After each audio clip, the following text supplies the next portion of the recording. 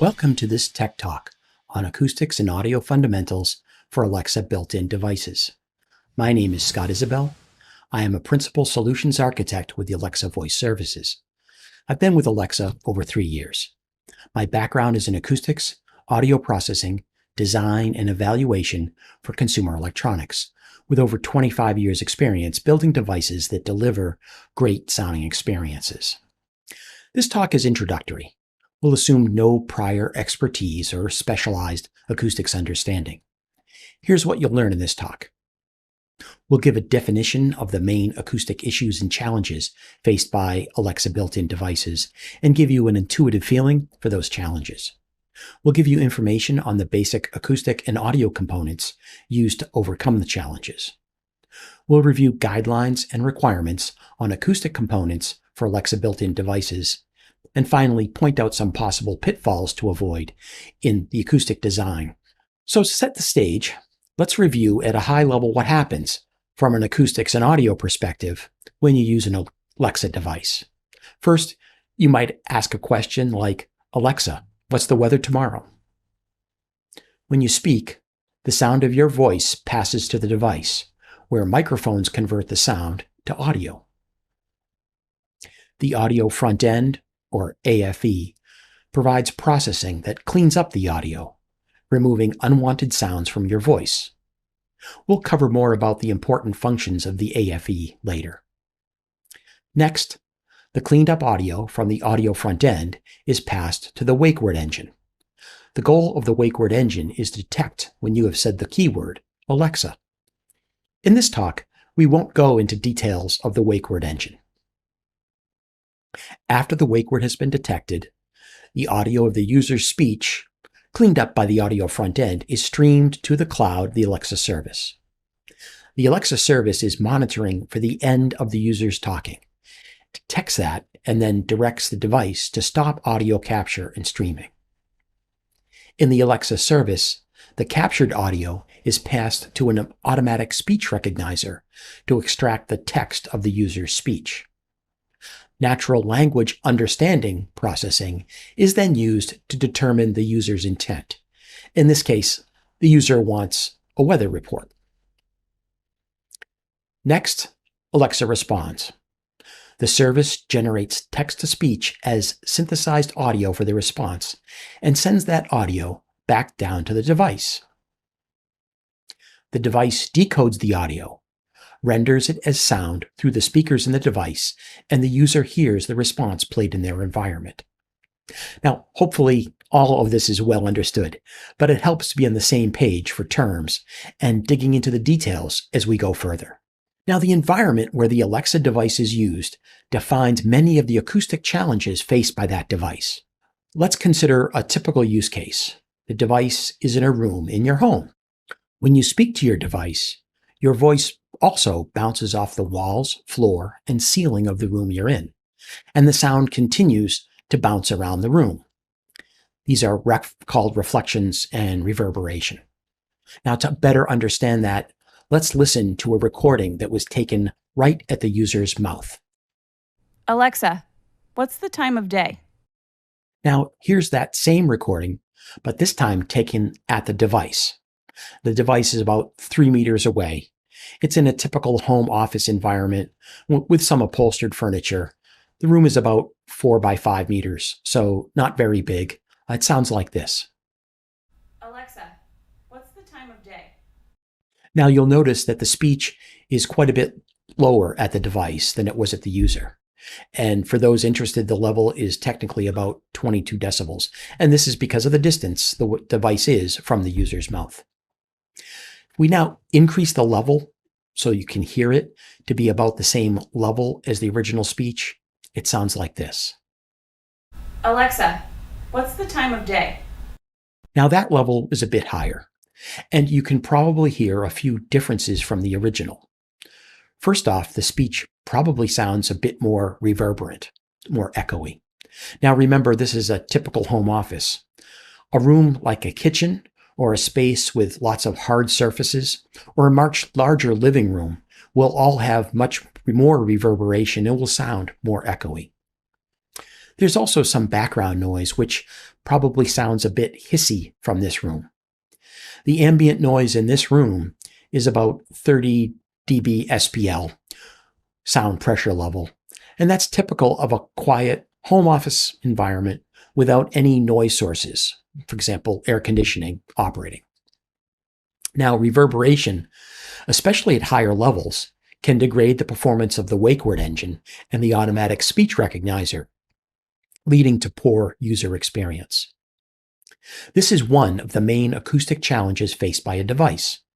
Now, the solution is to use an array of microphones, 2 or more, and an audio front end that combines the outputs from all the microphones to reduce the reverberation. Generally, using more microphones can result in more improvement. Now, there are many techniques for this processing, going by the names of beamforming, source separation, and other machine learning techniques, but we won't go into any details more in this talk. Now, I'd like to play you an example of that sound after it's been processed by an audio front end. Alexa, what's the time of day? Now, after processing by this audio front end, the reverberation is reduced. The ambient noise is already at a relatively low level, so it's not made much quieter. You may have noticed that the background noise sounds a bit smoother or slightly more hissy, which is a result of the processing of the audio front end. It's important to remember here that the audio front-end processing is intended to prove the audio into the wake word engine and the automatic speech recognizer so that they perform better. It's not intended to clean things up enough for good human listening quality. So you may have felt those audio samples didn't sound great, but they were able to give good performance in a wake word engine and automatic speech recognizer. In addition to reflections and reverb, there can be other sources of sound or noise in the room where your Alexa device is used. Background noise represents the second acoustic challenge for the audio front end in the Alexa device. The processing methods like beamforming, source separation, and other machine learning techniques in the audio front end reduce the level of the background noise that interferes with the user's speech. Here's an example of speech in some background noise. In this example, the music and the user's speech are about the same level at the device's microphones. Alexa, what's the time of day? In this example, the background noise is about the same level as the user's voice. While you probably could still understand the speech, at this speech-to-noise ratio, which is technically about 0 decibels, the wake word engine and automatic speech recognizer would be having trouble and maybe not waking up or misunderstanding the user. Here's an example of the output from the audio front end for that case where the music is playing. Alexa, what's the time of day? I hope you heard that the background noise was reduced. It is still noticeable, maybe sounding a bit hissy, but the signal-to-noise ratio has been improved to about 15 decibels. This allows the wake word engine to reliably detect the keyword, and the automatic speech recognizer to correctly convert the user's speech to text. The third acoustic challenge is when the device is playing, for example, some music or a broadcast, and the user wants to stop the playback. That playback from the device is picked up by the device's own microphones. This self-generated sound is called echo. Now, because the playback needs to be at an exciting enough level at the user's ears, the level of the echo at the device can be very high. In technical terms, the speech-to-echo ratio is very poor, in the range of minus 30 dB or even lower. Now, to give you a better understanding, here's a sample recorded at the device's microphones when playing a podcast. Everyone who has been a child, has been a parent, has been a friend. In this sample, you probably did not hear the wake word Alexa. The following phrase, "What's the time of day?" sounded probably much lower in level than in other samples, and that's because the overall level for this playback has been reduced so that the podcast isn't too loud for you to listen to. Here's a sample after processing by the audio front end. Alexa, what's the time of day? In this sample, you probably were easily able to hear the Alexa wake word. The echo has been reduced by more than 30 decibels. This function in an audio front end is called acoustic echo cancellation, or AEC. The AEC is an adaptive filter that measures the echo and then reduces the level of that echo in the signal. In this talk, we won't be going into details of audio front-end functions like AEC any deeper. Let's pause at this point to review the three major acoustic challenges for an Alexa built-in device. All three of these, room reflections and reverberation, unwanted background noise, and echo from device playback, most often require a microphone array and an audio front end to deliver a great Alexa experience. You can find more information on qualified audio front ends at this URL. On this page, you'll find audio front ends for a wide range of product types, including hardware digital signal processing implementations for low-power applications and software implementations for scalable applications. Microphones are the first acoustic component between your user and your device, and so they're critically important to the success of your product. There are three key parameters to be considered in microphone selection: sensitivity and tolerance of the sensitivity, signal-to-noise ratio, distortion, and the acoustic overload point. We'll review each of these one by one. Now, microphones convert sound, which is the variation of pressure in air, to an audio signal that can be further processed. There are two types of microphones used in Alexa devices: analog mics that convert sound pressure variation to a voltage, and digital mics that convert sound pressure variation to digital audio. Analog mics require an additional analog to digital converter, whereas digital mics have this converter built in. Now, the details of how microphones work is outside the scope of this talk. There is a lot of information available from the many microphone vendors. In today's consumer electronics devices, most microphones are of the MEMS type. MEMS stands for Micro Electromechanical Systems. In simple terms, MEMS microphones are made using the same processes as semiconductors. These microphones are then packaged to mount directly on printed circuit boards. This results in very small size, power requirements, and often a much lower cost of integration. When you look at the specification sheet for a microphone component, the sensitivity values are shown as decibels, with units specific to the output of the type of microphone. The sensitivity of analog microphones is given in terms of decibels volts, or dBV. The sensitivity of digital microphones is given in terms of decibels digital full scale, or dBFS. Now, for digital audio, the highest possible value that can be represented in the digital signal is called full scale, and that's given the value 0 dBFS. The sensitivity specification is defined at specific test conditions.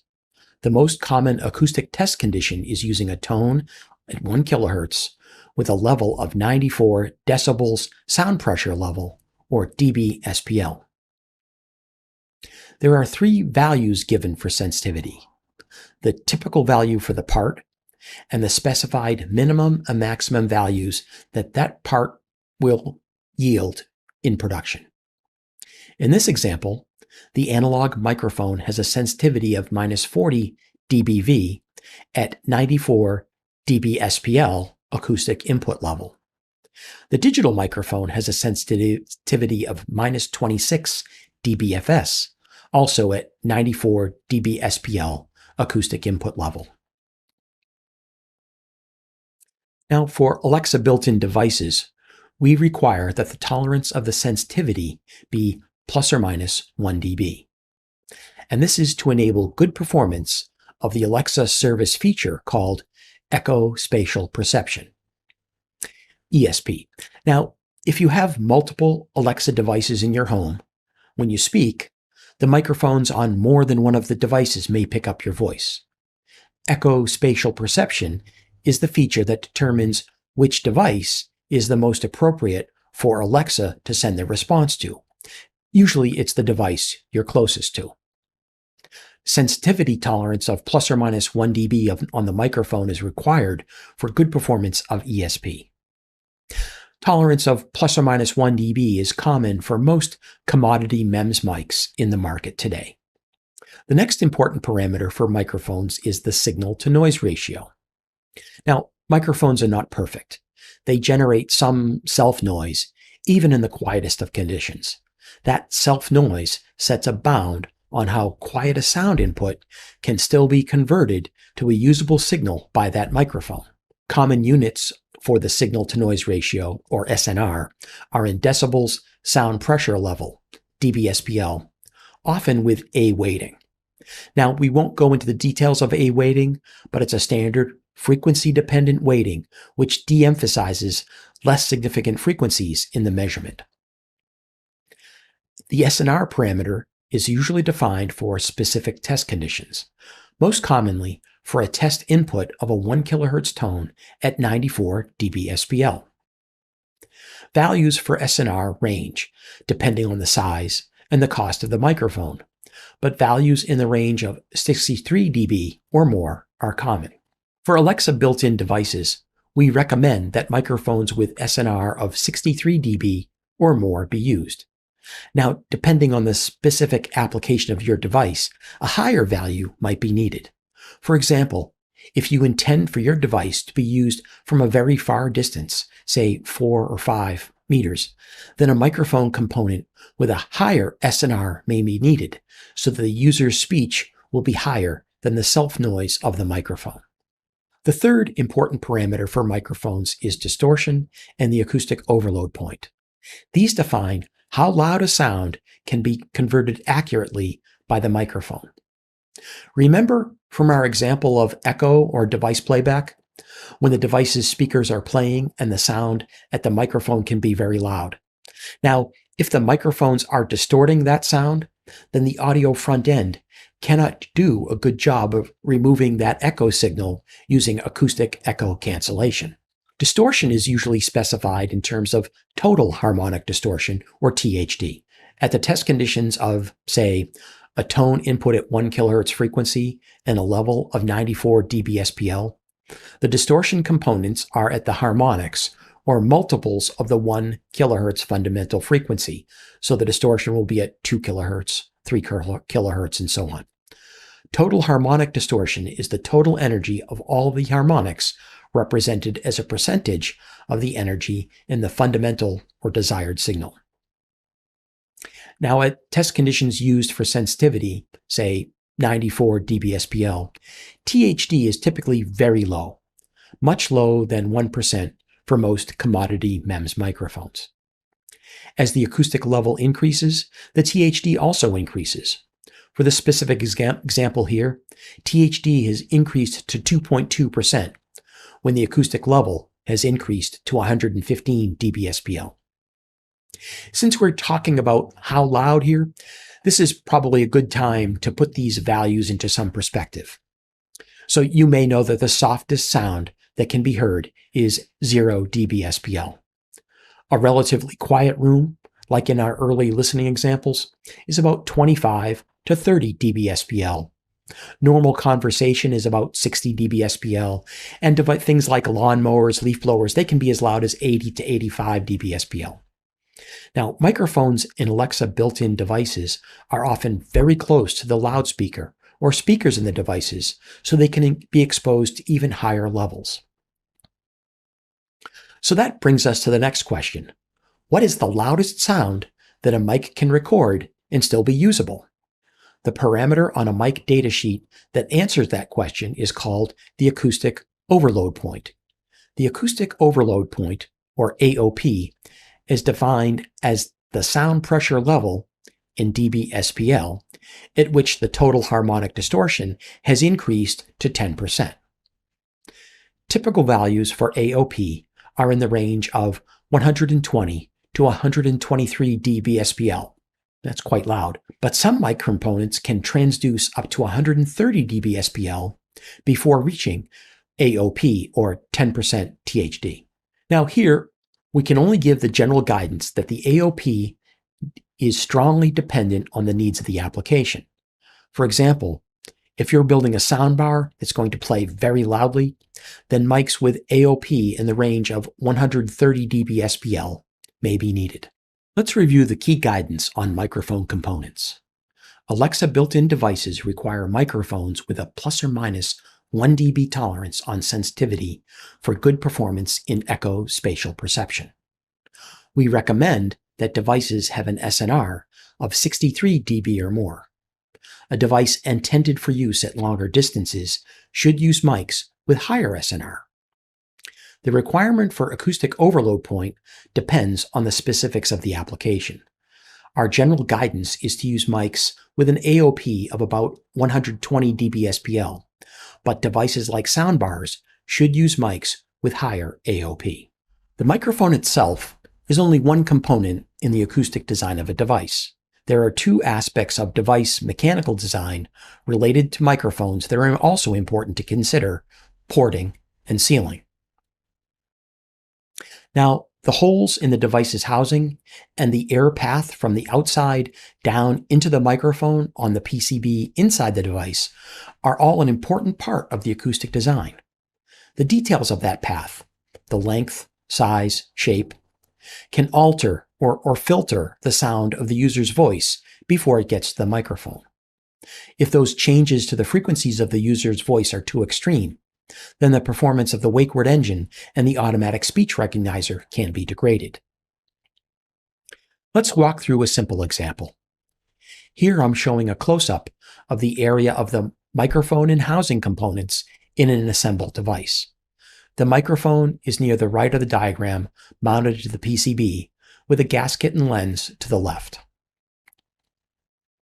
This specific application is using a bottom-ported MEMS mic, which mounts onto the PCB over a hole through the PCB. There are also MEMS microphones with a top port, which is on the surface of the component opposite to the PCB mounting pads. Here I've drawn a simplified cross-section through the lens, gasket, PCB down to the mic. In this example, the length and width of the parts of the ports through the lens, gasket, and PCB are all different. Now, there may be some reasons for these differences. For example, industrial design would like to have very small holes in the surface, or your gasket supplier may be supplying a certain dimension. But it's important to understand that the details of the port can influence the acoustic performance. A poorly designed mic port can create acoustic resonances. The physics here are similar to when you blow over the top of an empty bottle to get a whistling sound. Now, the picture at the right shows how a poorly designed microphone port can create a peak in the frequency response. The peak is shown with the red arrow. In this listening example, let's first go back to the speech at the device's microphones in a quiet room that we heard earlier in this talk, so we can make a comparison. Alexa, what's the time of day? Now, here is an example of the speech for a particularly poorly designed mic port. Alexa, what's the time of day? You probably heard that this time the speech sounded pitchy or tonal, and it may have been harder to understand. Unnatural changes in the frequency content of the user's voice can result in degraded performance of the wake word engine and automatic speech recognition, so it's important to attend to the design of the port. Remember back to the listening example with the device's speakers playing a podcast? Echo is the term for the sound from the device's own speakers when picked up by its own microphones. You may recall that the audio front end performs acoustic echo canceling, or AEC, to remove the echo from the user's voice. Good design of microphone seals, often using a gasket, ensures that the only acoustic path from the speaker to the microphone is through the air outside the device. Good microphone seals are important for good performance of the audio front end's acoustic echo canceller. Now, summarizing the design aspects we've covered, the mechanical design of the microphone porting and sealing can influence the overall acoustic performance of your Alexa built-in device. We recommend that you see your microphone vendor for detailed guidance on the design of the microphone porting for your product and detailed best practices for microphone sealing. In this Tech Talk, we intended to give you an understanding and some intuition for the acoustic challenges faced by Alexa built-in devices. We also briefly highlighted the functions of the audio front end. We reviewed the requirements and recommendations for microphone components. We then gave you some guidance on design aspects of microphone porting and sealing. Now, the links below provide more details on these topics. The first link contains general hardware information. The second points to our requirements on microphones. And finally, the third link is to a list of qualified audio front ends. If you're an Alexa developer or thinking about building with Alexa, I recommend checking out alexa.design/Slack. This is a Slack community for all types of people who are building with Alexa. This is a community with Alexa product teams, support teams, global developers, and designers. It's a great place to connect. Go check it out. I hope you learned something in this Tech Talk or have been inspired to start creating an Alexa built-in device yourself. As always, this session was developed to help you build with Alexa and ultimately to enable our customer to have better experiences every day. We've created a survey that you can click on in the chat window to give us your feedback on how we did today, what you think about this content, and what we can do better in the future. Please take a couple of minutes to give us your feedback. Thanks very much.